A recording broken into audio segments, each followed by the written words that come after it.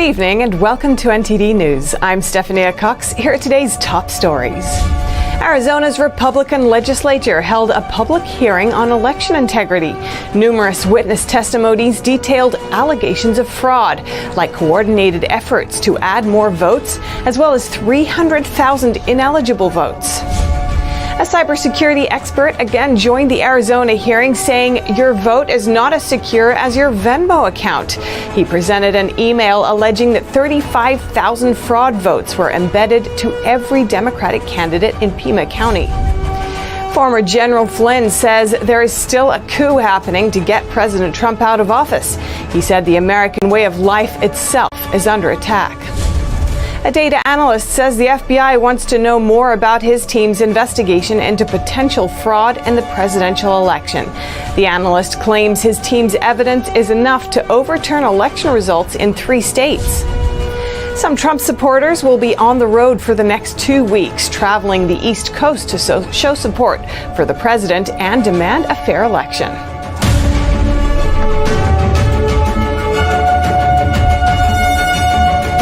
President Trump raises questions about the FBI and Justice Department. Both have been noticeably quiet in the weeks following November 3rd. Trump says election fraud is the biggest matter they should be looking at, but adds he has not heard anything from them. Mr. President. In an interview with Sunday Morning Future's host Maria Bartiromo on Fox News, President Trump questioned the involvement of FBI and the DOJ in investigating allegations of election fraud. Missing in action. Can't tell you where they are.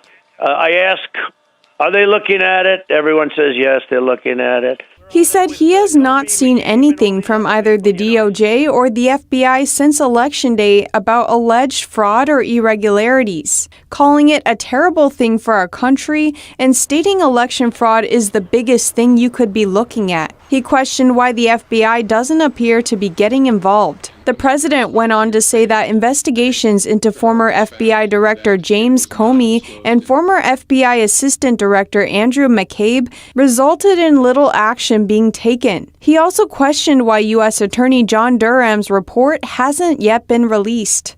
Where are they with all of this stuff?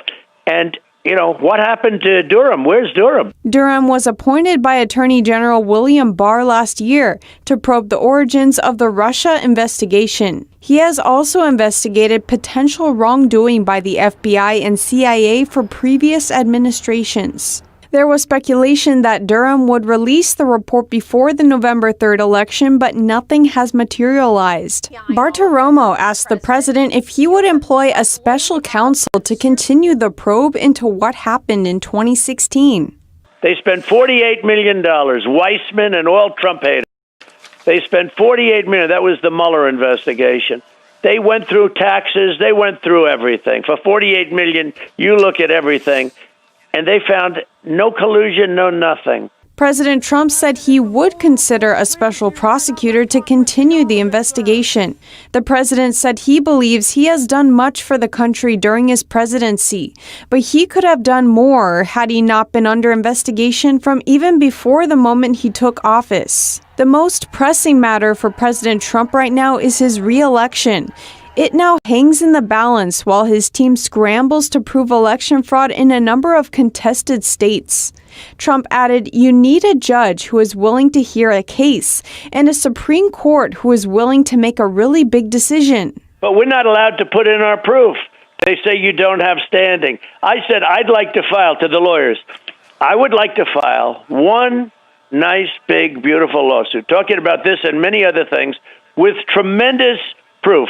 His team is using the dual strategy of filing lawsuits to reach the U.S. Supreme Court and lobbying state legislatures to potentially call up their own GOP electors to the Electoral College. He said it will take a brave judge or legislature to take action to overturn the results of the election. He told anchor Bartiromo he wouldn't give a specific date, but his team needs to move very fast. The FBI contacted the researcher behind the voter integrity project that we covered last week. The project's findings reportedly show hundreds of thousands of potentially fraudulent ballots that he says could overturn election results in 3 states. The data analyst and election integrity researcher behind the Voter Integrity Project, or VIP, says the FBI contacted him over the findings. He wrote, "The FBI has proactively and directly requested from me the VIP findings that indicates illegal ballots. By Tuesday, we will have delivered to the agency all of our data, including names, addresses, phone numbers, etc." Matt Brainerd is the former data and strategy director of President Trump's 2016 election campaign. Conservative nonprofit Thomas More Society's Amistad Project says it retained Brainerd to conduct the VIP work. The nonprofit stated that Brainerd was contacted by FBI Special Agent Young Oh of the FBI's Los Angeles field office. VIP evidence indicates that thousands of voters were disenfranchised as absentee ballot they said they returned weren't counted. It also found that thousands of people voted in states where they likely no longer lived. They had already completed a change of address request or had even registered in another state. Thousands more ballots were registered at non-residential addresses, despite the address being disguised to make it appear as though it was a residence. Brainerd noted that everything he passes on is always a copy. Speaking on the Epoch Times Crossroads program, Brainerd claimed the evidence is sufficient to overturn election results in 3 states.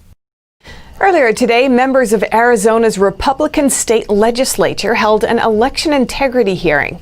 The panel of lawmakers was joined by Rudy Giuliani and Jenna Ellis from the Trump campaign. The hearing had witness testimony and questioning about allegations of widespread voter fraud. NTD's Christina Kim gives us the overview. The hearing began at 11 a.m. Eastern Time. Rudy Giuliani spoke first, saying that the legislature of Arizona has complete and absolute power to regulate the selection of electors in a presidential election. Your political career is worth losing if you can save the right to vote in America. In fact, I may get you it. Because at times in our history, certain men and women have stepped forward and lost their political career to give us the rights that we have. Giuliani added that the Supreme Court ruled that state houses and senates can reclaim the power to name electors. Ellis said when the voice of the people is corrupted through fraud, it is the duty and obligation of the legislature to prevent false results from being certified. But Arizona Secretary of State Katie Hobbs, a Democrat, said she has seen no evidence of irregularities or fraud that would overturn the results of the election. Matt Brainerd is the executive director of Look Ahead America and the former data chief and strategist for Trump for president. He spoke of his findings on early absentee votes from Maricopa County. He said 44% of people in this group never requested absentee ballots, but received one anyway. Brainerd said he will update his findings as the other counties in Arizona release their data. Dr. Shiva Ayyadurai spoke next. He holds 4 degrees from MIT, is a Fulbright scholar, and a world-renowned systems scientist, inventor, and engineer. Ayyadurai looked at the official data from Arizona Secretary of State and created a graph showing the cumulative votes for Biden and Trump. Using those results, he went through multiple computer simulations that used different combinations of vote allocations from different political parties that could reproduce what happened on election night. After many different combinations of votes, one scenario matched the actual curves on election night almost perfectly. In this scenario, Biden got 130% of votes from Democrats and Trump got negative 30% of votes from Democrats. I find it highly implausible because this means that Mr. Biden got 130% of Democrat voters and negative 30%, and President Trump got negative 30%. So how? Ayyadurai said there are some ways these results could have occurred. One is that there's a demographic within independent voters who voted for Biden that the model didn't account for. Another possibility is if Biden's votes were multiplied by 1.3, meaning each vote for Biden actually became 1.3 reported votes, and Trump's votes were reduced by 0.3 votes. He said a combination of these two things could have happened and noted he will continue to analyze the situation. Christina Kim, NTD News. During the hearing, Arizona's Secretary of State Katie Hobbs certified the state's election results. She said every Arizona voter should know that they can stand proud that this election was conducted with transparency, accuracy, and fairness in accordance with Arizona's state laws and election procedures, despite numerous unfounded claims to the contrary. And a cybersecurity expert told the hearing that the Democratic Party of Pima County allegedly embedded 35,000 fake votes for every Democratic candidate. He previously testified at a Pennsylvania hearing. corrupt these machines. Cybersecurity expert and retired Army Colonel Phil Waldron testified in front of members of the Arizona State Legislature on Monday. Colonel Waldron presented an analysis of data that shows a vote spike on Election Day shortly after counting started. Arizona was a little bit different.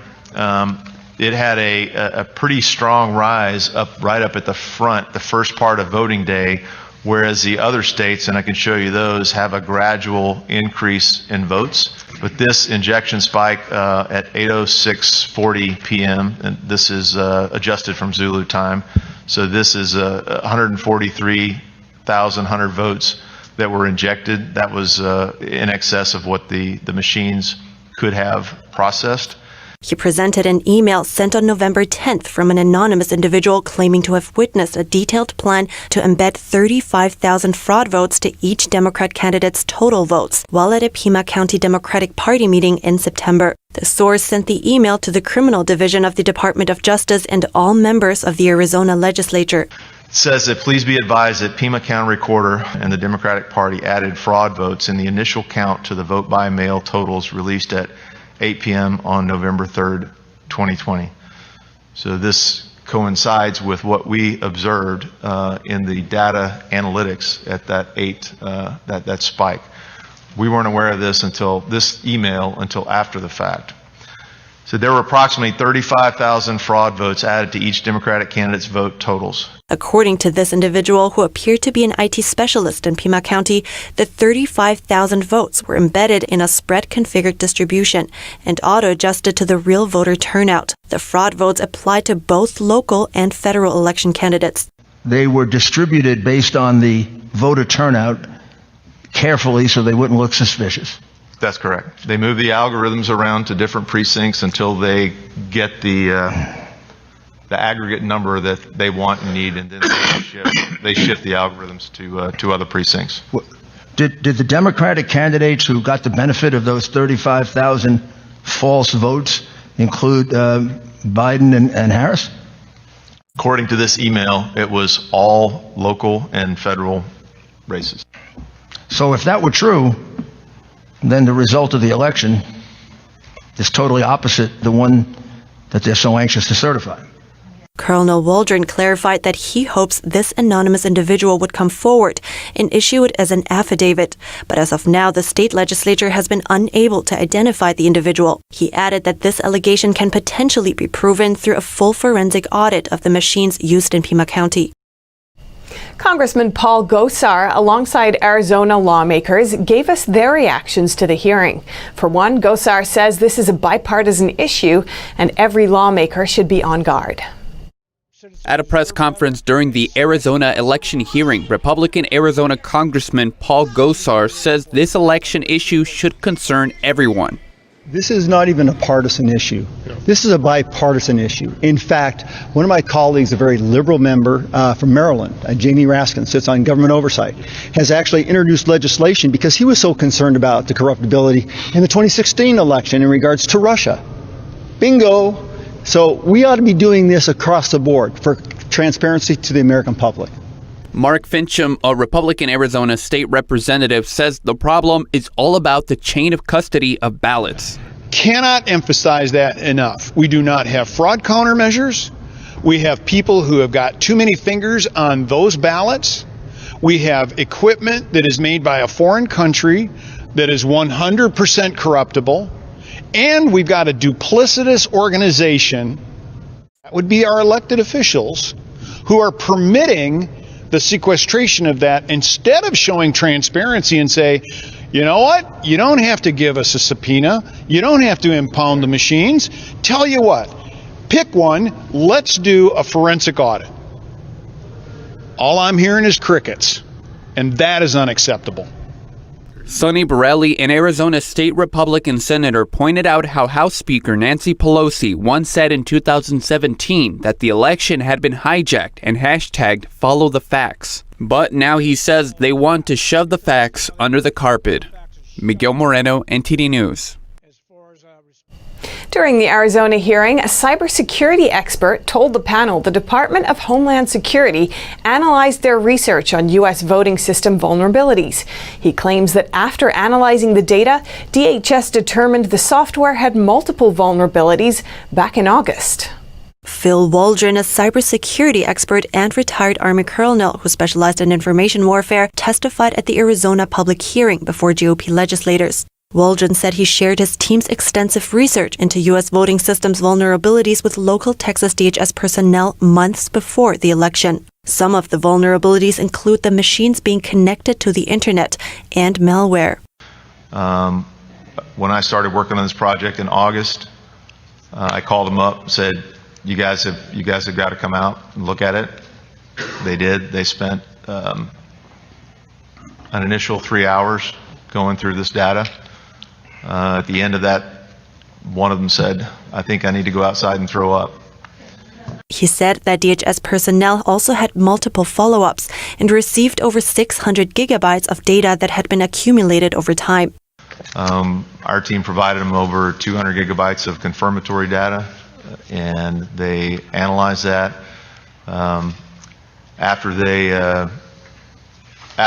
analyzed, there was a passive scan done. They conducted a limited scan and determined that there were vulnerabilities. They held numerous meetings with their folks, the CISA cyber side, and the INA, which is the Intelligence Assessment Division. He also claimed he was told by local DHS personnel that members of CISA's election division would not participate in the internal meetings or briefings about the material his team provided. One of the GOP legislators noted that Chris Krebs, the former director of CISA, stated that the 2020 election was the most secure in history. He stated, we're not connected to the internet. He stated no votes leave this country. This is all things he's stated publicly. It's all on the CISA website, correct? Right.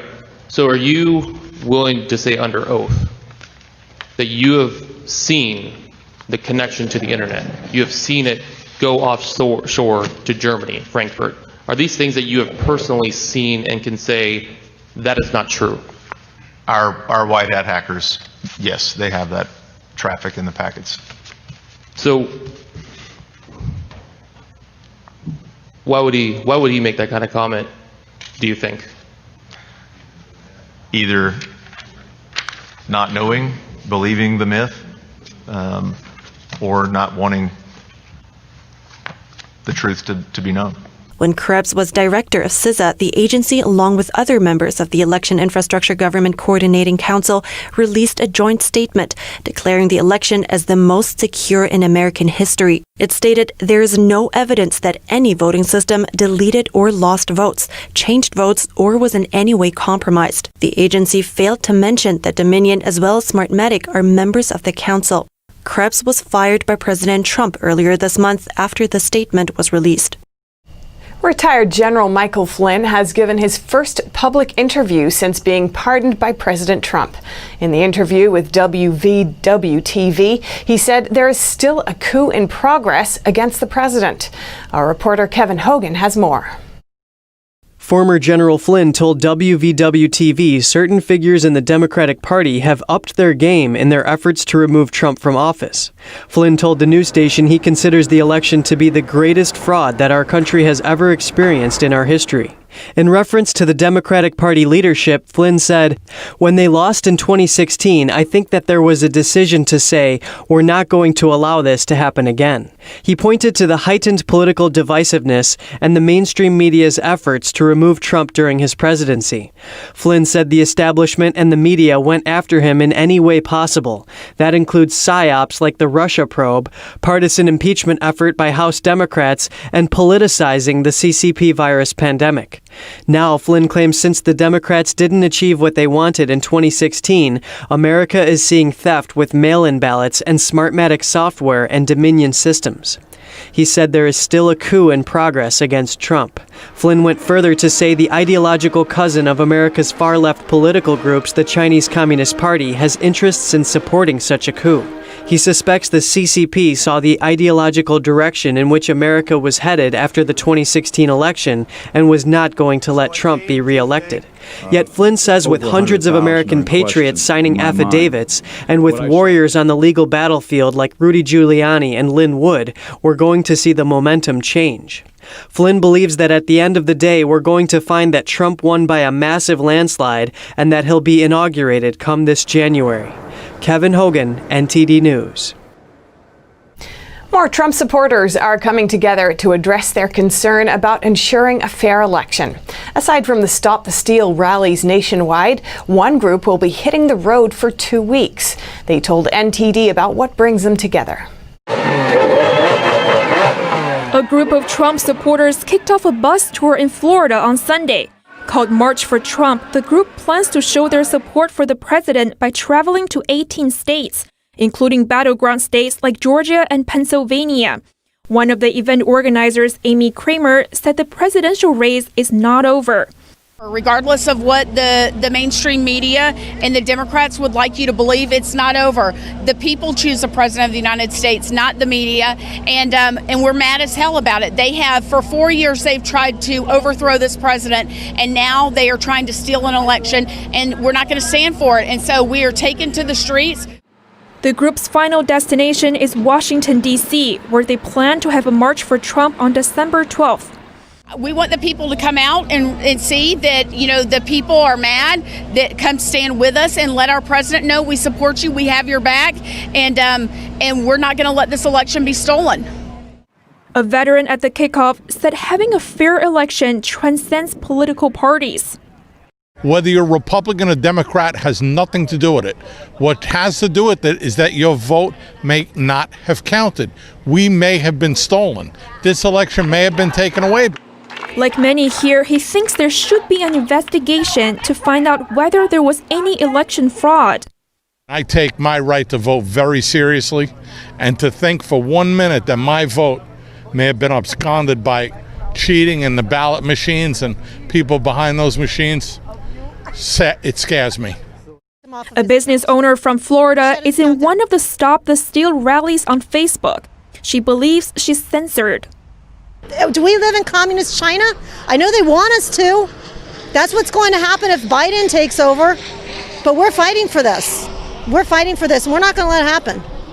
Also at the kickoff is a Floridian who immigrated from China over 2 decades ago. She said she stands for Trump because she wants to deter the influence of communism in the United States.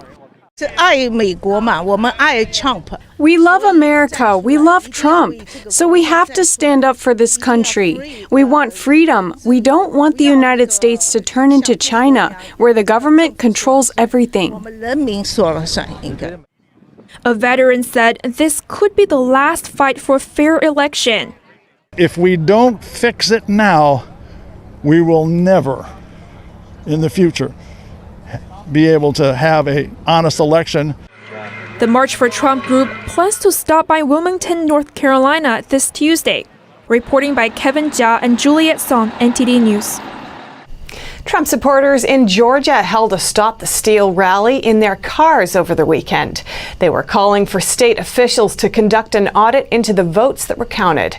NTD spoke with some of the supporters. In Atlanta, Georgia, dozens of Trump supporters honked their horns and raised their flags to protest the state's handling of the 2020 election. The car rally was organized by MAGA Drag the Interstate, which is active in all 50 states. State organizer Tiffany Savage said they have not been able to get any footing with Governor Brian Kemp or Georgia's Secretary of State.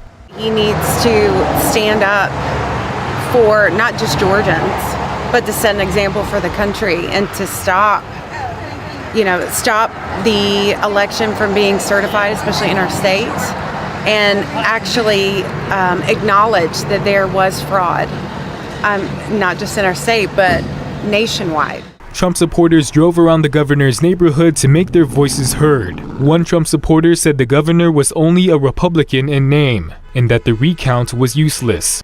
He should have done an audit to find out if the signatures matched, to find out if the times were right. That would have shown a huge difference. And I believe the law cases that are coming up are going to be able to indicate that to the people. Another said there should also be a change to how long a person needs to live in Georgia in order to vote in the state. He needs to get a special session in, get legislature to extend the residency to vote in Georgia. Now it's 30 days, and we recommend him changing that to 90 days. So other people from other states don't just come over here, register to vote for a runoff, and then leave. Savage said that her organization will call on people from all 50 states to meet in Georgia, where President Trump will make an appearance. The rally is expected to happen on December 5th. Reporting by Roland Ree and Dawn Tran, NTD News. The state of Wisconsin certified its election result, saying Biden won by a narrow margin. The Democrat chairwoman of the state's election commission announced the news this afternoon.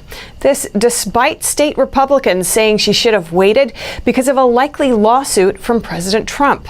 Here's NTD's Penny Joe with the story. The state of Wisconsin certified its election result today, announcing Democratic candidate Joe Biden as the one winning the 10 electoral vote.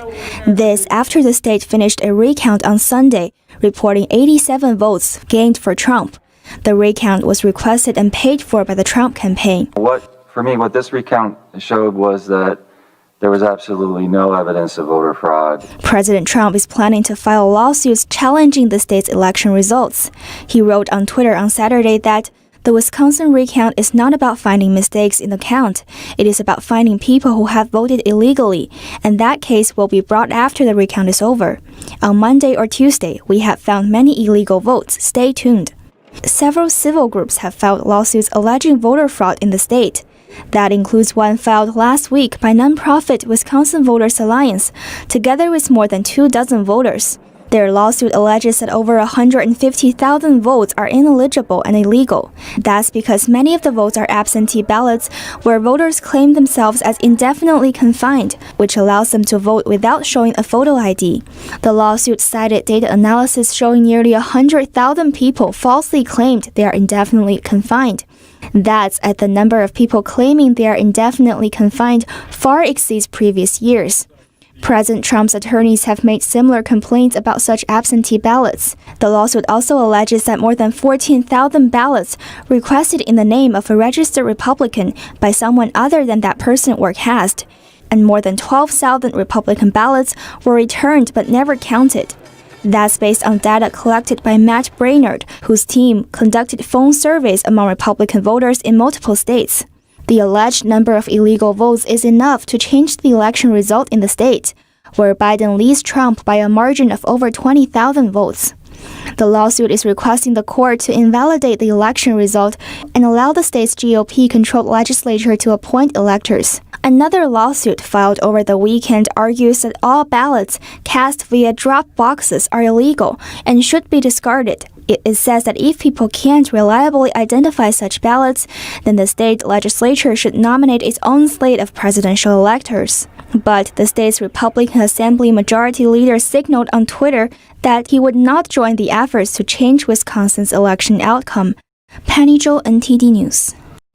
And in Trenton, New Jersey, a group of Trump supporters gathered in the state's capital as part of the Stop the Steal movement.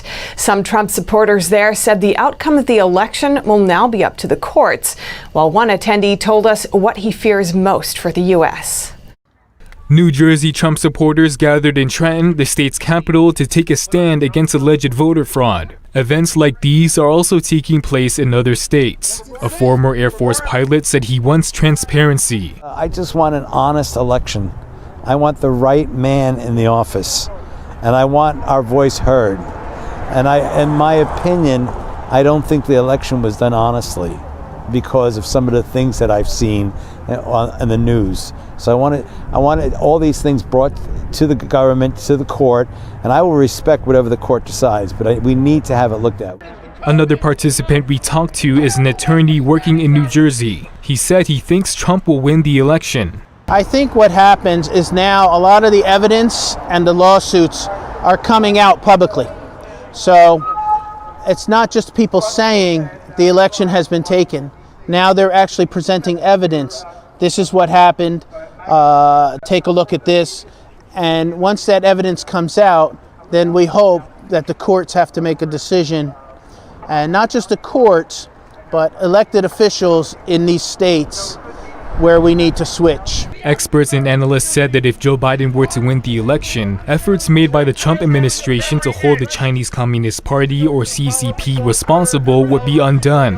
Some also pointed out that the CCP would have more opportunity to expand its influence in the West. A nurse who left communist Ukraine when she was 16 said she's afraid this might come true. I see this influence of CCP coming to America, and I never thought I would see that, and that is very scary. And I have kids, and I want them to grow up free. And I see what they did to Hong Kong. I see what they're trying to do to Taiwan, and I see what they're trying to do to America. And I'll do anything to prevent that. Bolton News said Americans need to be educated on communism and to fight tooth and nail against it to make sure it doesn't emerge in the U.S. In California, people continue their protests at the state capitol to end the statewide lockdown and election fraud. Our NTD team has more from the state capitol.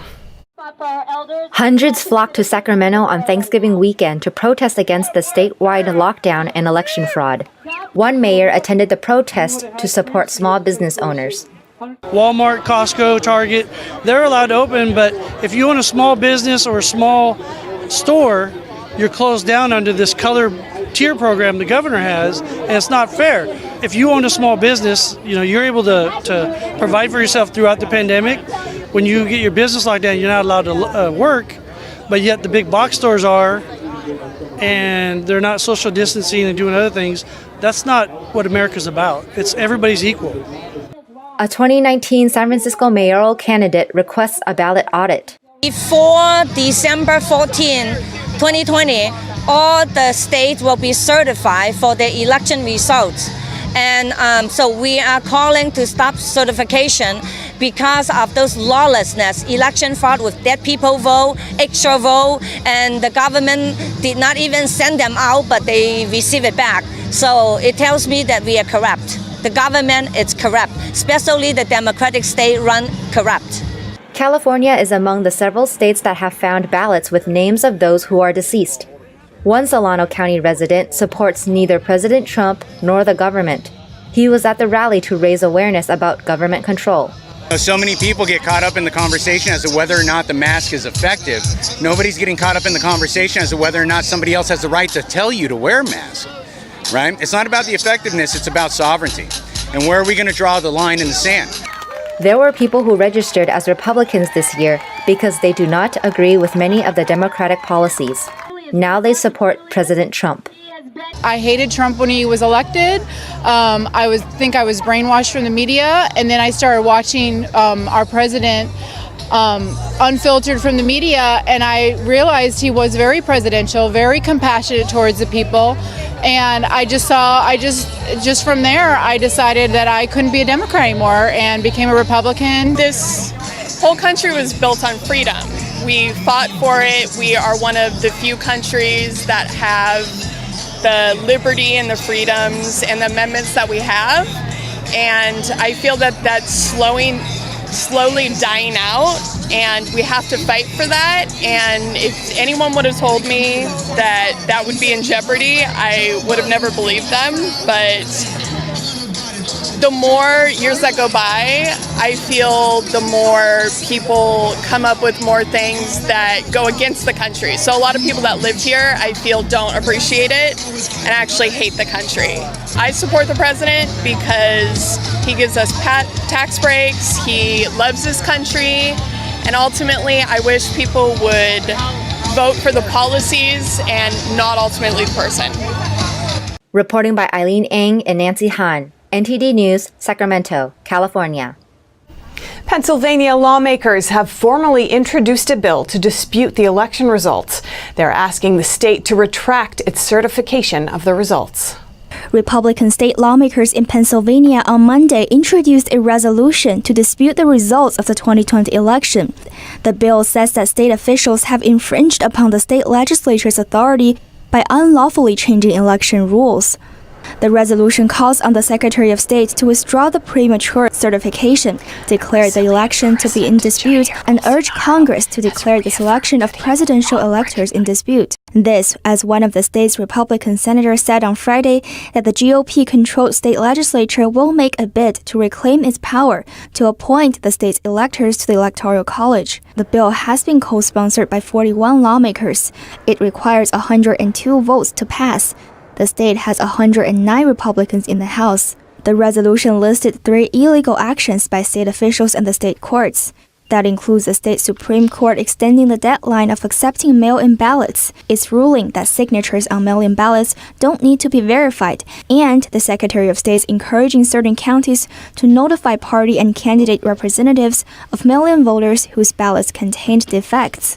All of the changes are contrary to the Pennsylvania Election Code, which forbids the counting of defective mail-in ballots. The resolution also lists a variety of election irregularities and potential fraud that includes the issues brought up by witnesses during the Senate hearing last week. Penny Zhou, NTD News. The Brazilian president, Jair Bolsonaro, has reaffirmed that he will not recognize Joe Biden as president-elect. Bolsonaro told reporters on Sunday that, quote, "I have my sources of information that there really was a lot of fraud there," adding that he will hold off declaring the victor amid the contested election results. Bolsonaro has sought to bolster ties with the United States during his term. Since assuming office in 2019, he has made 4 official visits to the United States, more than any other country in the world. He endorsed President Trump ahead of this year's election. Other world leaders refusing to recognize Joe Biden as president-elect include the Mexican president, the Russian president, and the Slovenian prime minister. And coming up, concerns about surveillance gear in South Korea. The equipment comes from China and is found to have malicious code, prompting questions about just where the data is being sent. And the Trump administration gets ready to blacklist more Chinese companies. They're allegedly owned or controlled by the Chinese military. That and more after the break.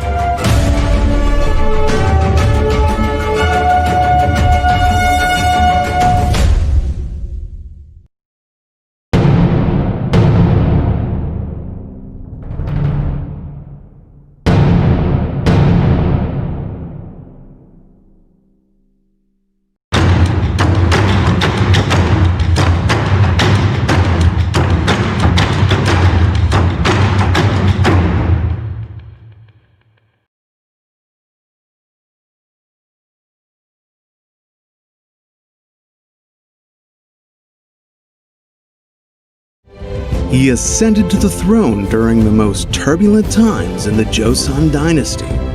Despite that, he treated his people well, had great ambitions, and led the country towards a new renaissance. That eventually earned him the title as one of the wisest kings in Korean history. Lee Sun on NTD America.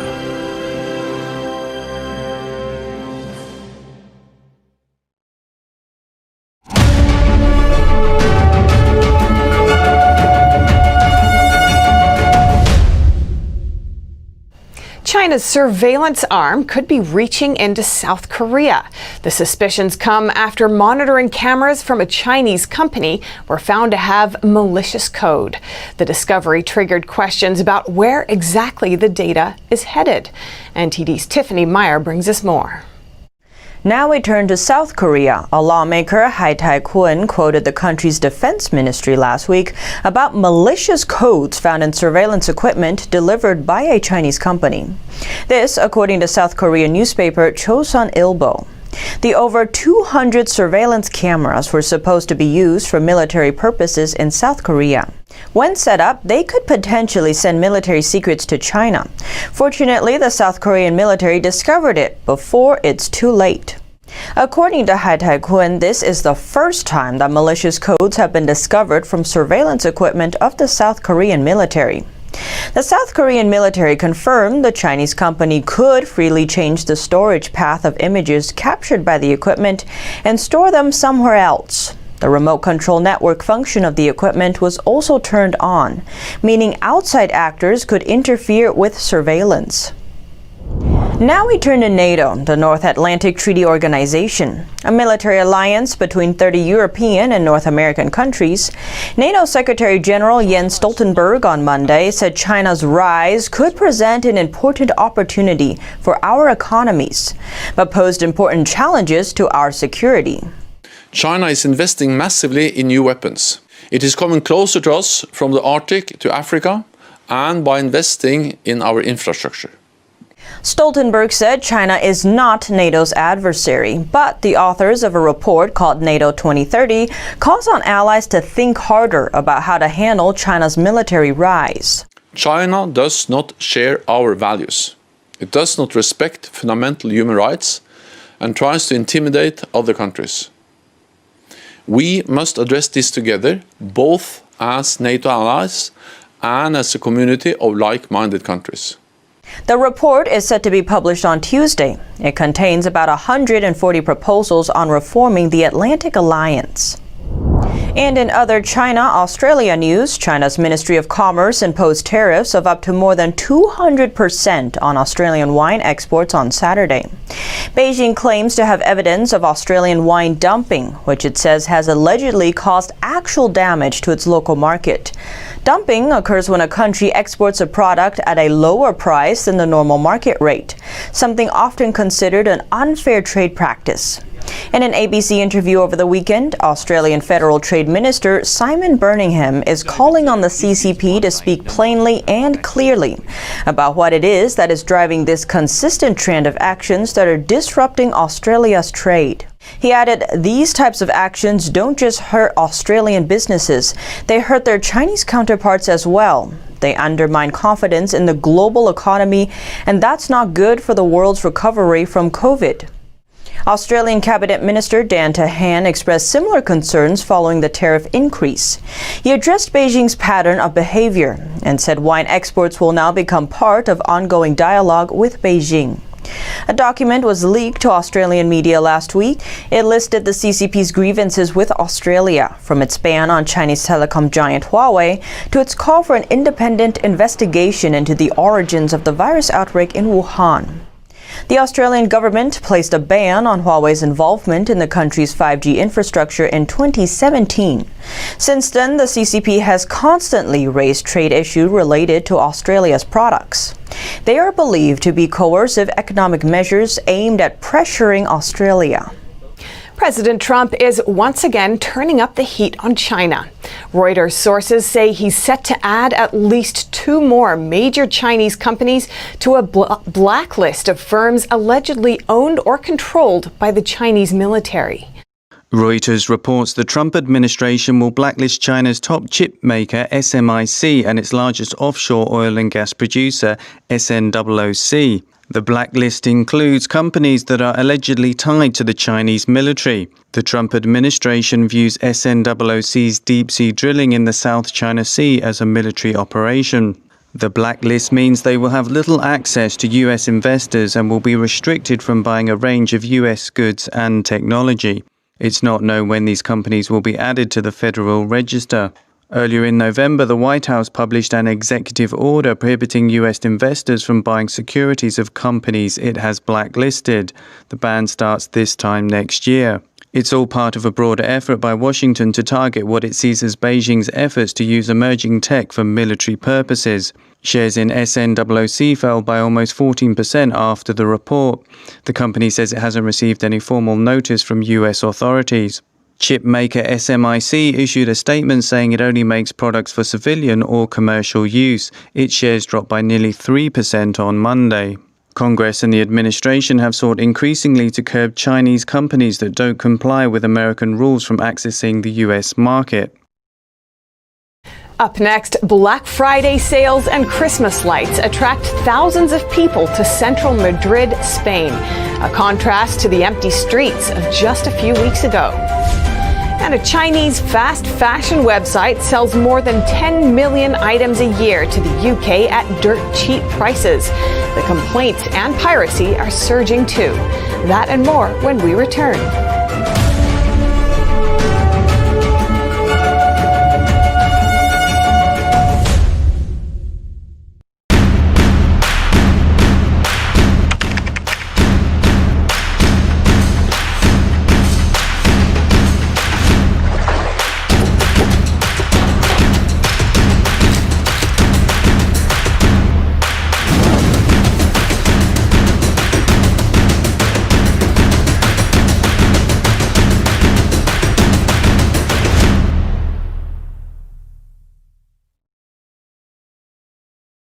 90% of news outlets in the United States are controlled by 6 corporations. They're not out to tell you the truth of what's happening. They're out to tell you the picture of the world that they represent. The mission of the Epoch Times is to chase the truth, to ground all statements in facts, and prevent people from being misled. This is a battle between truth and deceit. Subscribe today and join the Americans who are seeking truth and tradition. We'd love to have you on board.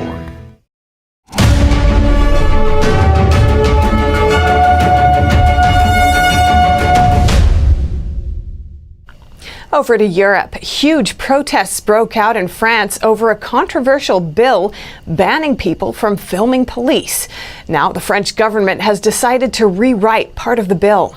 NTD UK's Neil Woodrow will bring us more news from Europe. Thanks. Welcome to NTD UK with UK and European news.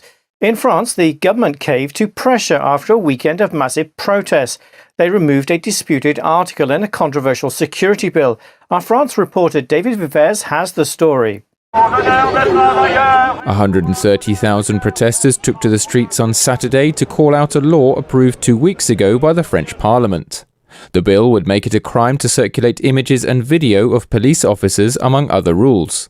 According to the Prime Minister, it will make it easier to protect policemen. What is happening in France seems extremely worrying and serious to me, and we cannot let this happen.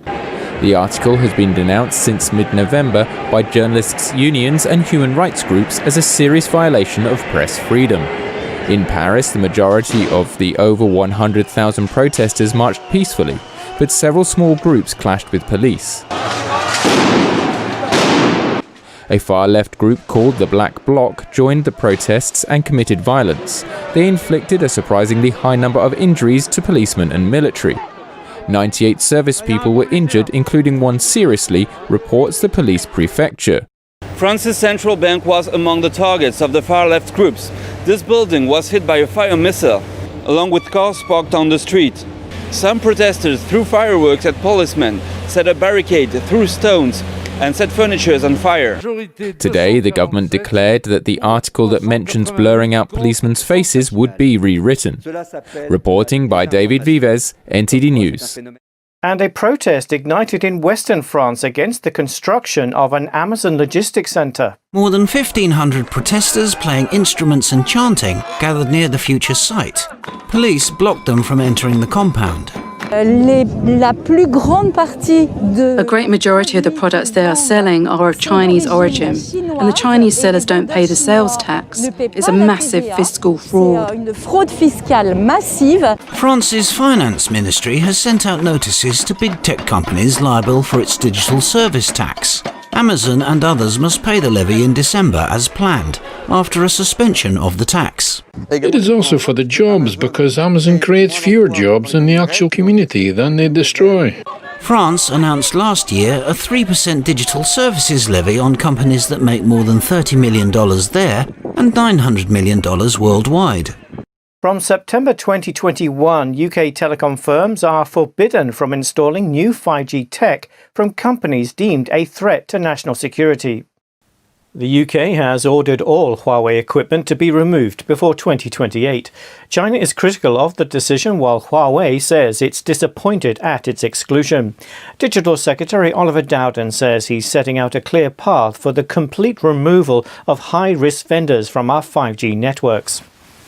A Chinese fast fashion brand is revealed to sell 30,000 items to the UK every day. According to the Mail on Sunday newspaper, China-based Shein could soon become the biggest retailer of fast fashion in Britain. It's selling more than 10 million super cheap items a year to the UK, with some tops less than $5, mainly targeting teens and young adults. Shein is accused of using sophisticated software to copy designs of independent brands. Nearly half the consumer reviews gave Shein only 1 star out of 5 because of poor quality and customer service. British actor David Prowse died on Sunday after a short illness. He was 85 years old. A weightlifter turned actor, Prowse was best known for his role as Luke Skywalker's father. He wore the iconic black suit in the original Star Wars trilogy. Speaking in 2015, Prowse said he'd have loved to have been involved in Disney's reboot of the films. It's going to continue the Star Wars saga for quite a few years to come. Unfortunately, as I said, I was only in 4, 5, and 6. I wish I very much liked to have been in 7, 8, 9 as well, but it wasn't to be. Prowse starred as the body but not the voice of one of cinema's best-known villains. His accent was not considered suitable for the role. A Kiev-based charity called Ours provides free oxygen generators to patients suffering breathing distress. The portable devices provide an uninterrupted oxygen supply extracted from the ambient air. Lesia Litvinova is the co-founder of the charity in Ukraine. She manages the constant requests of people desperate for oxygen generators with one hand and pats her 3-month-old baby with the other hand. If the oxygen supply given by the hospital is not enough, by receiving the documents, I can send you a generator. Since March, the charity has bought almost 150 units thanks to crowdfunding. In mid-November, Ukraine's health minister said the government allocated $31 million to see that 80% of hospital beds are supplied with oxygen. Ukraine's coronavirus cases spiked to a record over 16,000 cases on Saturday. The charity co-founder compared the current situation with 2014. It is the same way it was in 2014. We have to rescue ourselves by our own means. Back then, volunteers stepped in with donations. They supplied Ukraine's poorly equipped army at the outbreak of a conflict in the east against Russian-backed forces. Thousands of people visited central Madrid, Spain over the weekend, leading some to fear another spike of the CCP virus. Black Friday sales and Christmas lights attracted thousands of people to central Madrid's shopping area. We are enjoying Black Friday, enjoying the people on the street. The truth is that this gives us joy, because we forget a little about the pandemic situation, the fear that has been sold to us all this time. Police were seen controlling the area, and Spain's health ministry reports a downward trend of new cases. But at least one resident fears the crowding might trigger a new spike of cases. I think this is very difficult. If they don't stop this, it will have consequences. The CCP virus infections in England also dropped, as it's coming to the end of a month-long national lockdown. According to a large-scale study in England, new cases fell by 30% there this month. That's all for now. Thanks for watching. Over to New York. Thanks, Neil. And coming up, Christmas lights at the White House, a tribute to what First Lady Melania Trump calls the majesty of our great nation. More on that after the break.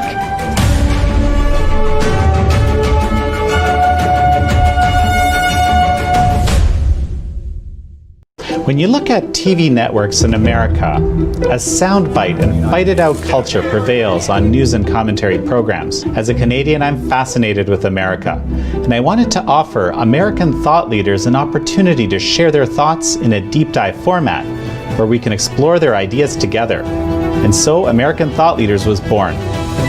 The world's most brilliant thinkers believed that open discourse was the key to greatness. However, all around the world, we see that discourse is being stifled, and political agendas have subverted media. The Epoch Times launched its Global Thought Leaders program to bring back this great tradition of free thought. As the host of American Thought Leaders, every week I interview some of the most intriguing minds on the most pressing issues of our time. Be sure to check out our new episodes every week.